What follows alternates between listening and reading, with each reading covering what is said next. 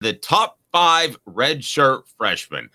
Goodness gracious, I can't wait for COVID to be completely in the rear view where we don't have super seniors and all this. Redshirt freshman is about all I can take, and I'm all for that. So, a redshirt freshman, just to give you a little background, and I'm sure that most of you know this, but a redshirt freshman is a guy um, that either wasn't ready to play or got hurt by the old rules. And that was when you would give them a medical red shirt, which is essentially that you're saying that this player is good enough to play, but we're going to make up a pulled hammy in a lot of cases so that he's already played his 4 games, but he can have a medical red shirt.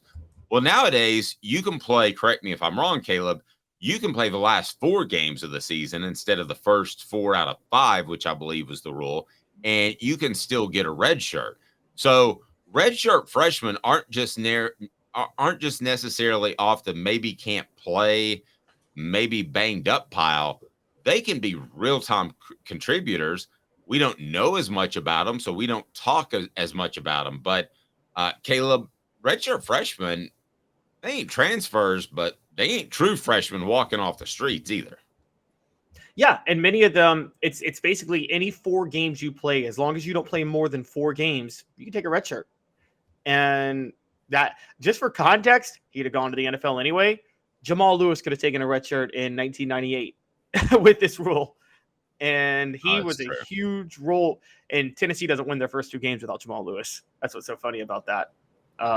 Yeah, but Jamal's gone after 3 years of He's going after 99 anyway. There's no way Jamal is staying after 99. Like, especially with the injury issues. Right, exactly. I would tell him to go pro if I were his advisor after 99 when he was going to be drafted. Well, but yeah, you and I both like Jamal, and he's going to be on the Celebrate 98 series. But let's face it, he kind of shut it down in the 99 year, right? I mean, he wasn't ready to go against Kentucky when Travis Henry got hurt, and he knew he was off to the NFL. I mean, 99 was not his. I mean, he played well, but once he got a little banged up, if you remember the Kentucky game, Travis Henry had to come in at the end of the year. And that was when Travis Henry went balled out against Kentucky. So Jamal Lewis at one point had to come in for part of that game, or am I thinking Vanderbilt? Help me a little bit. You're thinking Vanderbilt because Travis Henry got hurt against Vanderbilt in one of the scariest dives for a touchdown I think I've ever seen. Oh, and he landed on his head, and his mom ran out on the field. Yeah, totally remember that. And Jamal was not ready to play. He wasn't expecting to play. And he was expecting to be in the NFL draft, and that was going to be his next action, which was pro day, which he ran a 4.34 at 235 pounds, which was still the only 40-yard dash that I've seen where I go, holy cow, that guy's fast. Because you can't tell, the human eye can't tell tenths of seconds in difference. But the red shirt rules often been silly. I would just say you've got 5 to play 5 instead of 5 to play 4. Period. End of discussion. You've got 5 years. What's wrong with that? What if Trey Flowers could come back for another year? He did play 5 technically because of COVID, but I get what you're saying. Yes. I'm sorry. Take out COVID. But I mean, what if there's so many players? I still kind of like the idea of redshirting though, because like, you get 2 great players from one class. Maybe one's a little bit better, but the other one deserves a chance to play at some point. So they redshirt and then they get a chance for themselves. Look at Travis Stevens. I mean, gets that year to himself in 2001 because he took the red shirt in 99. And I mean, I guess you could theoretically say Travis Henry would have left in 2000 if he had another year of eligibility or not. But I don't know. I like it where I still like the red shirt rule where you can red shirt to get an extra year of eligibility, no matter how many years of eligibility you're given, 4 or 5 or whatever. Fair. Let's go to 4 downs. Cooper Mays will get us through this. We hope to have Cooper at the end of the day. I haven't shot that text yet, but hopefully he's feeling well enough to do so. Jacob Warren ×2 is on the YouTube channel, and Jacob Warren was nice enough to fill in for Coop in the Vol Report brought to you by City Heating and Air Conditioning. He was also in the Vol Report brought to you by Bassey Lawn and Garden. That's the great thing about Jacob is we literally could just jazz, whatever you want to call it, for like 3 hours. And I think it would be pretty entertaining. The top 5 redshirt freshmen on 4 downs. No, the numbers don't fit exactly, but they're pretty close. 4 downs. 4 questions. 4 answers. The Dave Hooker Show. 4 Downs. A presentation of offthehooksports.com. Philip Fulmer used to always say when it came to being on the roster, he would say this is the last stop for the bus stop. And what he was referring to is he would take defensive linemen and players and move them to the offensive line. And basically, if you couldn't hang on the offensive line, you were headed to the bus stop and you were headed home. Okay. So nowadays, with the transfer portal, Caleb, would you agree that the last stop before the bus stop is the red shirt?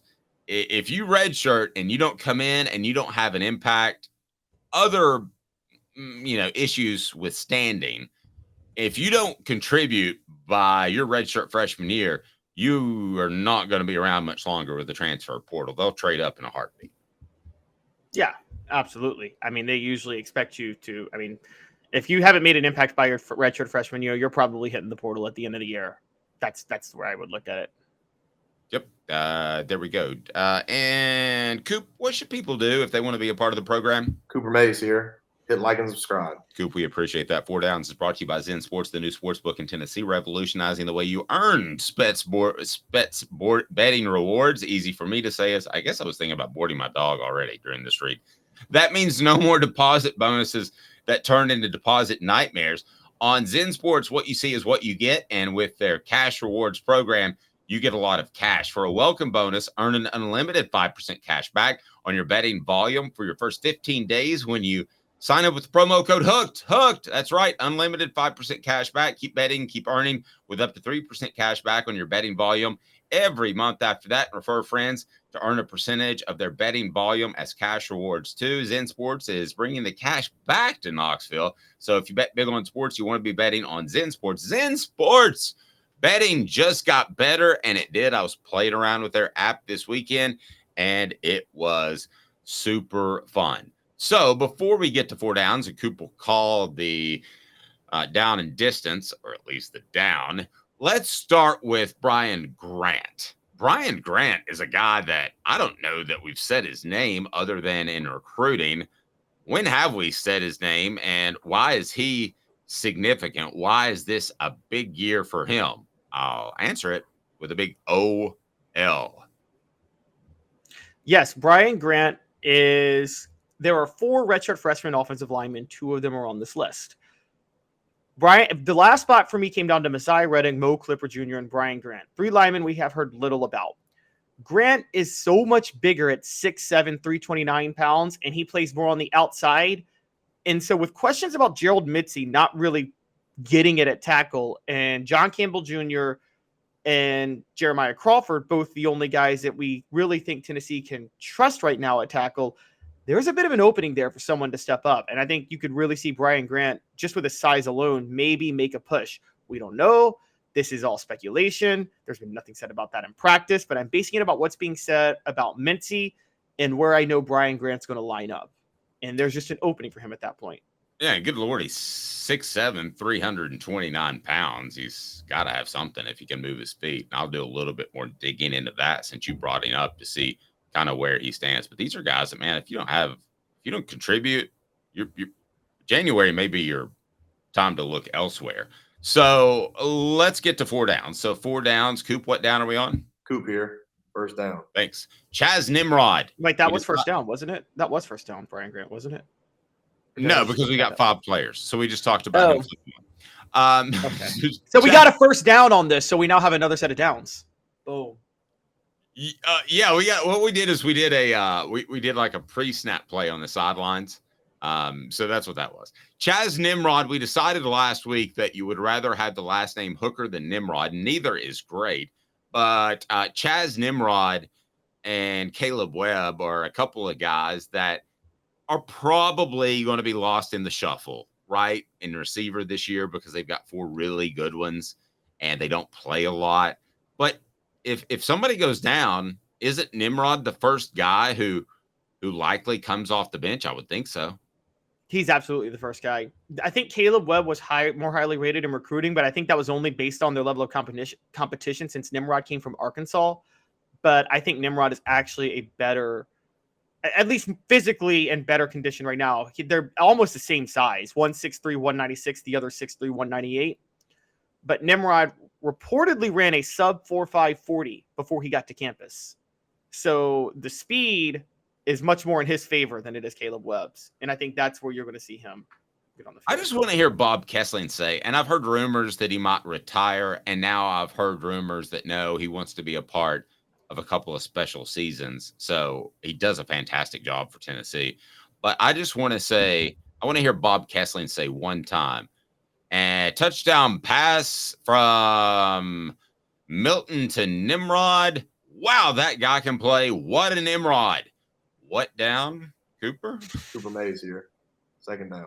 Jason Jenkins. We haven't said that name in a while. Tennessee deep defensive tackle. But unlike wide receiver, Tennessee could rotate a lot of defensive linemen in. So Jason Jenkins, before we know it, could be a factor. I don't know, a huge factor, but I wouldn't be surprised to hear Jenkins' name called this year. Yeah, so in Tim Banks's 4-3 base defense, it's really a 4-2-5. He still relies on edge. It's really it's really almost a 3-2-6. That is very true. I mean, and one of the things he likes to do when he goes to 3-down linemen is Tennessee missed this last year. I don't know what you call it, but a hybrid defensive lineman that can really line up on the end in a 3-2 or at tackle in a 4-3 or 4-2 if necessary. Caleb Tremblay did that, and Jaquan Blakely did that 2 years ago. I think they were hoping Dominic Bailey would be able to do that, but we really haven't seen much of Dominic Bailey so far. Even if we do see some of Dominic Bailey, Jason Jenkins is the only other player on the team that fits that profile, and you would think he would like two of those guys that could do it. So I say watch out with Jenkins and Bailey could both get in the rotation doing that. Amen, brother. Second down, I would have had this guy number one, and it wouldn't have been close. It's third down now. Now you are cheating. It's third down. Third down, number two. Third down, this guy, and it's on offthehooksports.com if you want to follow along. And I'm going to massively disagree with you here. This guy would be my number one with a bullet. Wouldn't be close, but Caleb broke the column. So here we go. It is third down, number two on your list. Cooper Mays here. Second down. Oh, Tennessee center Cooper Mays here. Third down. Addison Nichols. Addison Nichols should be ready to be a starter at center the moment that Cooper Mays went down.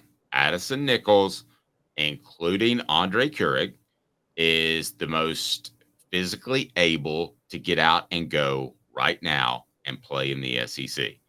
Addison Nichols needs to get mean. That's not me saying it, guys. That's people within the program.